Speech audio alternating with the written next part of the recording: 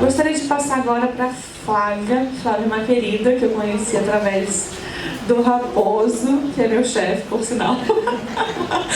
Mas é uma pessoa incrível que me apoia muito. E Flávia também é uma querida que trabalha muito no NUDEM e é uma aguerrida, né? Uma parceira nossa também já da OAB Mulher. E é um prazer ter ela coordenando a equipe de enfrentamento, de mulher, né? De temas de mulher na defensoria. Então é muito bom ter você aqui conosco, falando. Desculpa ser um pouquinho de tempo, mas é porque a gente queria dar uma visão realmente geral do que é a rede de enfrentamento e o que a gente pode, cada um, contribuir pelas mulheres. Bom dia, vou ficar em pé também. Eu acho que é uma característica nossa, né, das mulheres, ter um pouco de dificuldade para falar em público, não sei quem compartilha desse sentimento, mas acho que isso faz um pouco parte desse nosso apagamento como sujeitos de direitos e da nossa possibilidade de ocupar os espaços públicos, né? Antes de tudo, eu vou me apresentar, que eu não me apresentei, a Marília falou de mim, meu nome é Flávia Nascimento. Eu sou defensora pública titular do órgão da Defensoria, que atua na assistência às vítimas na comarca de São Gonçalo. E desde o ano passado eu estou coordenadora de defesa dos direitos da mulher. É um órgão da administração responsável pela elaboração das políticas institucionais de gênero, né? Das políticas institucionais que vai tratar da defesa das violações que nós mulheres estamos sujeitas no nosso dia a dia, na nossa vida, né? Infelizmente a gente vai atuar quando todas as políticas públicas de proteção falharam, né? E a mulher acaba sofrendo uma violação, assim como a Polícia Civil. A gente não gostaria de ter esse trabalho, né, Caterine? Não precisaria a gente atuar se as políticas fossem eficazes na proteção e na prevenção como deveria ser. A gente, pensando nessa nossa atuação estratégica, a gente vem trabalhando essa figura, tem a luzinha, de assistência à vítima, né?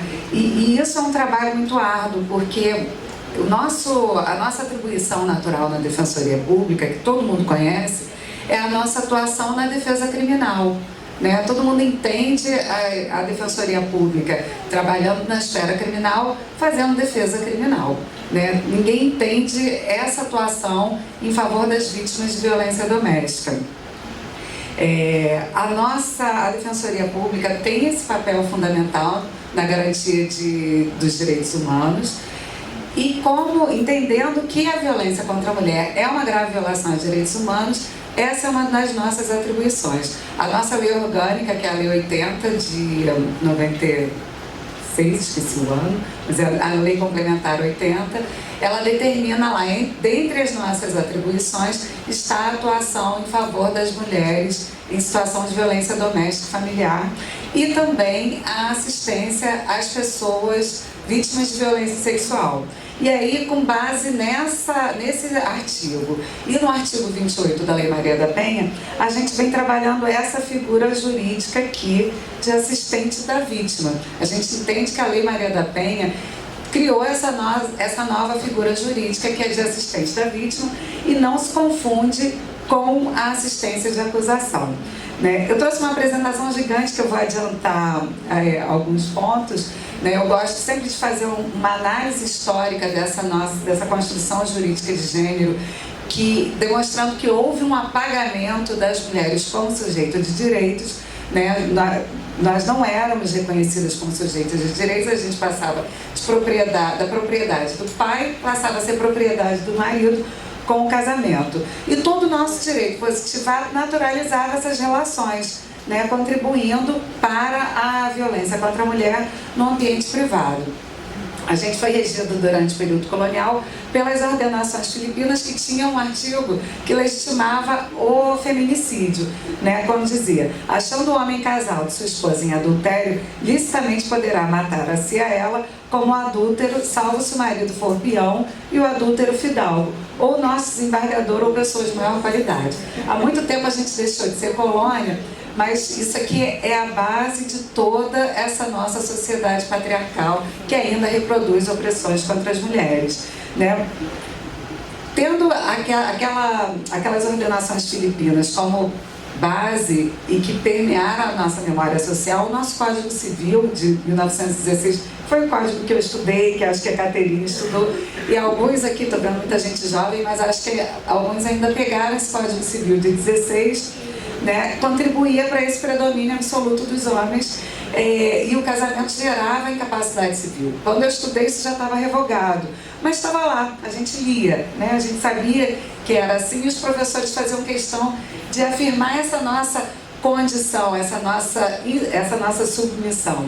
E isso vai permeando a nossa memória, a nossa atuação aí dos operadores do sistema de justiça. A mesma coisa o Código Penal, quando trazia conceitos como mulher honesta, né, um conceito que esteve no nosso Código Penal até 2005 e que era uma expressão das ordenações filipinas. Então, a mulher que não fosse honesta, né, o que é a mulher ser honesta ou não ser honesta? Mas a mulher só seria vítima de violência sexual se ela fosse uma mulher honesta, né? E aí a gente trabalha muito com os marcos normativos internacionais, a Convenção CIDOM e a Convenção de Belém do Pará. E a partir daí, vou adiantar aqui um pouco, porque todo mundo conhece bem a Lei Maria da Penha. A partir daí, a nossa Lei Maria da Penha tem aquele os artigos 27 e 28, que tratam da assistência jurídica à vítima, né, garantindo que a vítima esteja acompanhada em todos os atos do processo por advogado ou defensor público e garante o acesso aos serviços da Defensoria Pública. Eu gostei muito quando a Rebeca falou da dificuldade que ela tem na advocacia, de encontrar colegas que atuem. Essa é uma dificuldade que a gente também tem na Defensoria Pública, muita dificuldade de transformar esse entendimento de que a nossa atribuição natural é a defesa criminal, e a gente tem que demonstrar que o tempo todo que a violência contra a mulher é uma grave violação aos direitos humanos das mulheres, e por isso a gente tem que ter uma atuação na defesa das mulheres, né? E quando a Rebeca fala isso, peraí que eu me perdi, eu tenho que ter a apresentação que é para não me perder, né? Quando a Rebeca fala isso, eu associo muito à nossa atuação. E aí, por esse artigo da nossa Lei Complementar 80 de 94, né, que garante, que coloca dentre as nossas atribuições a atuação em favor da mulher vítima de violência doméstica, a gente atua independentemente da condição econômico-financeira da mulher, né?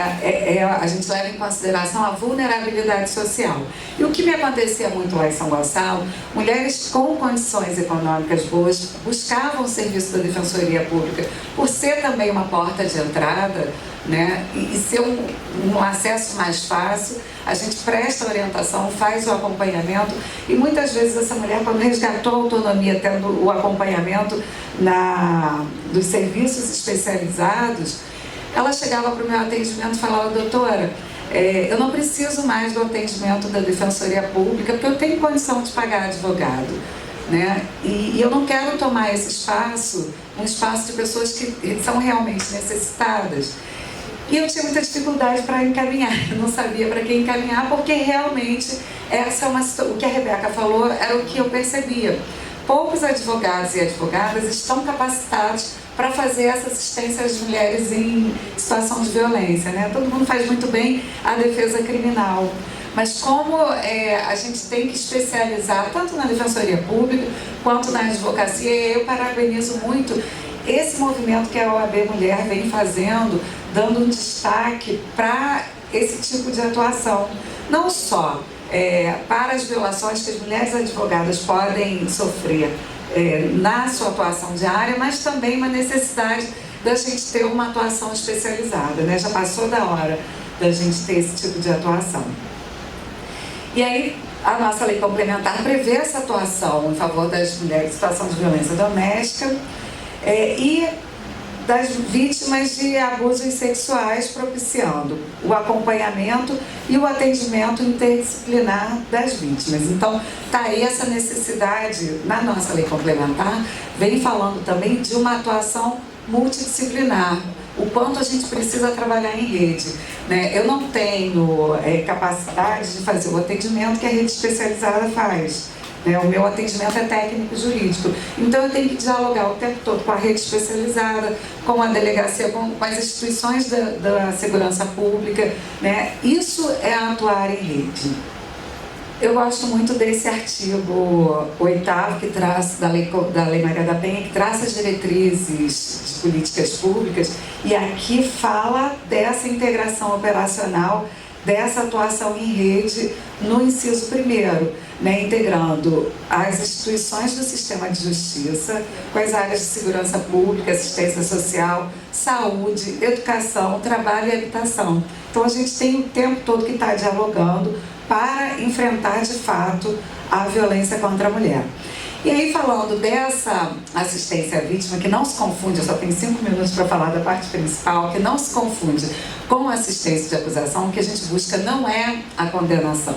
Existe o Ministério Público, aqueles atores lá do inciso 1º, cada um tem o seu papel específico dentro da rede de atuação. O meu papel de assistência à vítima não está buscar apenas a condenação. Eu vou buscar a condenação se isso for de interesse da vítima. Mas muitas vezes o que a vítima quer é para esclarecer quais são os passos a partir do momento que ela fez um registro de ocorrência, que ela buscou o nosso atendimento, o que vai acontecer dali em diante, porque o sistema de justiça é hostil, é um sistema hostil, né? O Poder Judiciário é hostil. Eu não gosto de entrar numa ação para nada, nem juizado especial civil. Eu não gosto de sentar numa mesa de audiência como parte de processo, quanto mais uma mulher que se encontra numa situação de vulnerabilidade grave, né? Então, saber que ela está acompanhada, vai ser acompanhada em audiência, isso conforta essa mulher. E o nosso Código de Processo Penal, quando ele sofreu essa alteração em 2008, ele passou por uma grande reforma e trouxe um olhar diferenciado para as vítimas no processo penal. E aqui eu não estou falando só das questões das vítimas de violência doméstica e familiar, mas qualquer vítima em processo penal, especialmente as vítimas de violência de gênero, né? Então ele passou a disciplinar direitos da vítima. A vítima não é ouvida meramente como uma testemunha naquele processo. Não é dispensado esse tratamento de peça de informação naquele processo. A vítima tem direitos. E aí eu destaco dentre esses direitos, o ofendido será comunicado dos atos processuais relativos ao ingresso e à saída do acusado da prisão. Isso já estava, a nossa Lei Maria da Penha, de 2006, já contemplava essa hipótese, né? Ao ofendido será sem linguagem inclusiva, né? O ofendido. Será reservado espaço separado para o ofendido. Então, isso tudo, quando a gente atua como assistente da vítima, a gente tem que valorizar todos esses dispositivos do Código de Processo Penal que garantem direitos da vítima. Isso tudo para evitar a revitimização. Encaminhar o ofendido para atendimento multidisciplinar, especialmente nas áreas psicossocial, de assistência jurídica e de saúde. E a preservação da intimidade, vida privada, honra e imagem do ofendido. Então, quando a gente atua como assistente da vítima, é isso aqui que a gente está prezando. Qual é o objetivo dessa nossa atuação, né? Que difere tanto da assistência de acusação. Não tem objetivo patrimonial, eu não viso uma condenação como nenhum objetivo patrimonial futuro. Nosso objetivo é evitar a revitimização, que a Rebeca tanto falou, através da culpabilização da vítima pela violência sofrida e da reprodução de estereótipos de gênero, e garantir um tratamento digno à vítima. E aí, eu queria só terminar fazendo referência, eu juro que eu vou terminar. O CNJ encomendou uma pesquisa recentemente ao IPEA, quer dizer, recentemente foi divulgado os dados dessa pesquisa que o CNJ encomendou ao IPEA para saber quais eram as maiores dificuldades enfrentadas por vítimas que se enquadram na Lei Maria da Penha e os avanços desde a criação da legislação em 2006. Né? E aí eu vou destacar uma das dificuldades foi a falta de sensibilidade de agentes de justiça. E a pesquisadora assistiu diversas audiências e uma delas ela transcreve lá na pesquisa e eu vou ler um pouquinho aqui para vocês. O promotor pergunta para a vítima, o que acontecia que ele fazia isso? E a vítima responde, ele é muito machista. E aí o advogado do agressor, uma outra coisa que a Rebeca falou também, da atuação do advogado de defesa, e aqui eu não vou limitar o advogado de defesa, eu vou falar dos meus colegas defensores também, que fazem isso entendendo que o direito de defesa é amplo e não tem limites. Se esse direito de defesa está violando os direitos humanos da outra parte, ele tem limite sim. O limite é esse, e a gente tem que estar ali atuando pela vítima, garantindo que esse limite não seja ultrapassado. E aí o advogado do agressor fala, tu dava motivo? A vítima, não. E o advogado do agressor, tu tinha outro caso conjugal? A vítima, não. Como eu teria se ele nem me deixava sair de casa? E o juiz, temos que cuidar quem colocamos para dentro de casa. A cereja do bolo, né? E aí, nessa mesma pesquisa, ela fala do acesso à defensoria pública ao advogado e mostra o quanto é importante essa atuação em favor das vítimas. E lá na pesquisa eu tirei esse trecho. Os cenários das unidades pesquisadas no que concerne a atuação da defensoria pública são os seguintes. Na maior parte, a defensoria representa somente os agressores. As mulheres vítimas ficam desassistidas e ficam submetidas àquela situação, né? Sendo revitimizadas a cada audiência. E aqui, eu não vou ler tudo não, mas ela acompanhou uma vítima em audiência que estava acompanhada pela defensora pública, que antes da audiência conversou com ela sobre a importância dela não se culpabilizar e de não aceitar que a culpabilizassem em audiência, né? E ao final a pesquisadora foi perguntar para essa mulher como foi ela estar acompanhada pela defensoria pública. E a mulher relatou que foi muito importante a presença da defensora, porque a gente acaba se sentindo culpada. E aí eu vou fazer referência à Simone Strelita, que a Rebeca também falou. A Simone sempre fala que vítima de violência de gênero, no Brasil não existe mais o sistema inquisitivo. Mas quando se trata de vítima de violência, de qualquer julgamento de violência de gênero, a vítima passa por uma verdadeira inquisição. Ela é inquirida, ela é questionada se ela deu motivos para aquela violência sofrida, né? Eu sempre falo, se eu estiver andando com relógio caro na rua meia-noite e eu for fazer um registro de ocorrência, ninguém vai perguntar, mas também você estava andando a essa hora da noite com relógio de 10 mil reais, né? Ninguém vai perguntar. Mas se eu estiver andando de mini saia, saindo de eu vou até estereotipar bastante, de um baile funk onde eu rebolei bastante, vão perguntar, também estava num baile funk, se dando, não sendo mulher honesta, que não existe mais na nossa legislação, né? E aí eu vou encerrar com essa frase da professora Lia Zanotta, né, professora da UNB. O Brasil de hoje não é o Brasil do passado, mas o controle do homem sobre a mulher persiste na memória social e está aí permeando toda a nossa atuação, seja nas instituições de segurança pública, né, Juliana, as dificuldades que a gente encontra, seja nas nossas instituições de sistema de justiça, né, na OAB. A gente tem que continuar insistindo e transformar essa ideia do passado. Deixo aqui os meus contatos, também para quem precisar. Desculpa ter ultrapassado o tempo e agradeço a atenção de todos e todas. Acho que eu nunca falei tão correndo. Tinha muita coisa boa para falar, né? Mas é tão difícil realmente resumir. Muito obrigada. Acho que a Flávia trouxe bem um retrato da nossa sociedade, né? A necessidade de humanização nos atendimentos. A gente vem batendo nessa tecla e como é importante a conscientização da violência, como é importante essa conscientização para a vítima não ser revitimizada todo o tempo. Porque a sociedade revitimiza, ah, mas você devia ter aguentado mais um pouco, você devia ter orado mais, você deveria ter, você jogou fora um casamento de tantos anos. Então a sociedade acaba cobrando um relacionamento que muitas vezes sequer existiu, né? Porque era só abusivo, não era um casamento, não era nada que realmente fosse algo amoroso, que fosse algo digno, e aí chega às vezes no judiciário, onde ela procura ajuda, também acaba sendo revitimizada. Acontece às vezes, infelizmente, também na delegacia. Então é importante essa humanização do atendimento, desde o advogado, desde o defensor público, desde o juiz, desde o delegado, enfim, todos nós precisamos estar humanizados para atender essa vítima.